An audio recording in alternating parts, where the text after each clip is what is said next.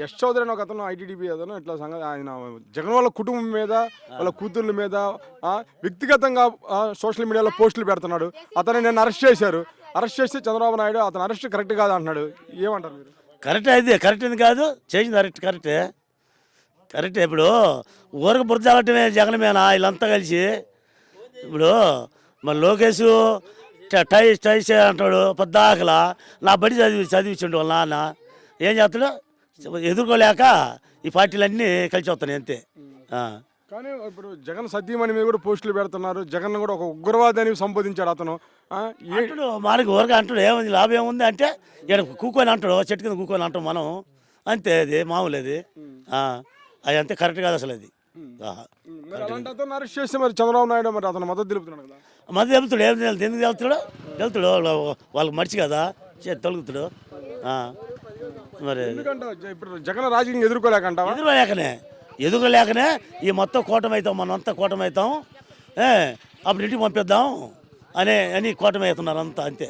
3 పార్టీల వాళ్ళు, 4 పార్టీలు పంపిస్తామంటారు ఇంటికి. పంపిస్తామంటారు. పంపించి చేత కాదు వాళ్ళకు. జనం ప్రజలు పంపించాలా, వాళ్ళు నలుగురు పంపించలేరు. ఇప్పుడు ప్రజలు పంపించాలన్నమాట. నిర్ణయించుకొని ప్రజలు ఓట్లు వేసేవాళ్ళే.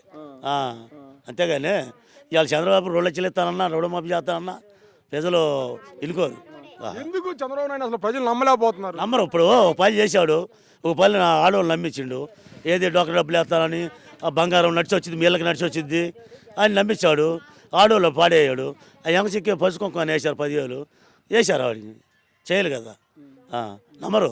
రేపు 3 లక్షలన్నా నమ్మరు బాబుని. ప్రజలు నమ్మరు.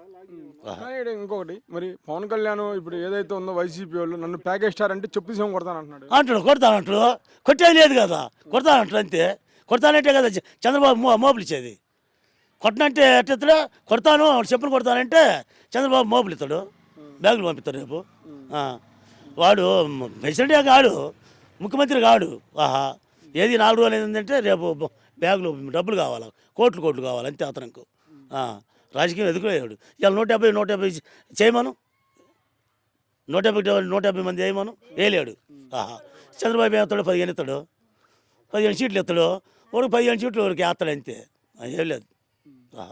మరి ఇప్పుడు నిన్నదాకా ఇప్పుడు ముఖ్యమంత్రి అవుతానంటాడు, ఒకసారి కాదని అన్నాడు, ఒకసారి అనుభవించుడు చంద్రబాబు నాయుడు రాష్ట్ర ముఖ్యమంత్రి కావాలన్నాడు. ఇప్పుడు లోకేష్ మా నాన్నే ముఖ్యమంత్రి అన్నాడు. అసలు వాళ్ళ పార్టీలో ముఖ్యమంత్రి అభ్యర్థి ఎవరు ఏంటి అసలు ఎవరు తెలియదు, వాళ్ళకే తెలియదు.